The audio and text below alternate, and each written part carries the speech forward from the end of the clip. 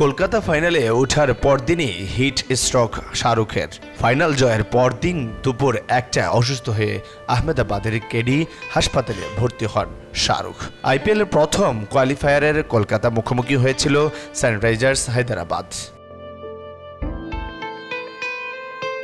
সেই ম্যাচ দেখতেই শাহরুখ যান আহমেদাবাদ। ম্যাচের সময় দলকে সমর্থন দিতে ছেলে আব্রাহাম খান ও মেয়ে সুহানা খানকে নিয়ে মাঠে উপস্থিত ছিলেন। পুরো ম্যাচ মাঠে বসে উপভোগ করেন। কলকাতার জয়ের পর ছুটে যান সমর্থকদের কাছে।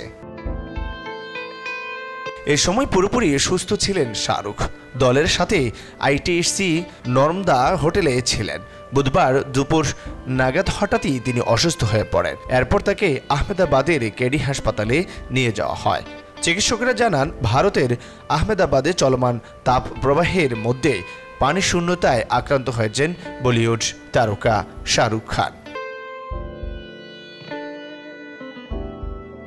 আহমেদাবাদের একটি গণমাধ্যম জানিয়েছে, প্রাথমিক চিকিৎসা শেষে শাহরুখকে হাসপাতাল থেকে ছাড়পত্র দেওয়া হয়েছে। তবে চেন্নাইয়ে আইপিএল ফাইনালে কলকাতার হয়ে গ্যালারি মাতাতে শাহরুখকে দেখা যাবে কিনা তা নিয়ে রয়েছে অনিশ্চয়তা। ব্যাপারটি তাই কলকাতা নাইট রাইডার্সের জন্য বড় ধরনের দুঃসংবাদ এবং দুশ্চিন্তার কারণই বলা চলে।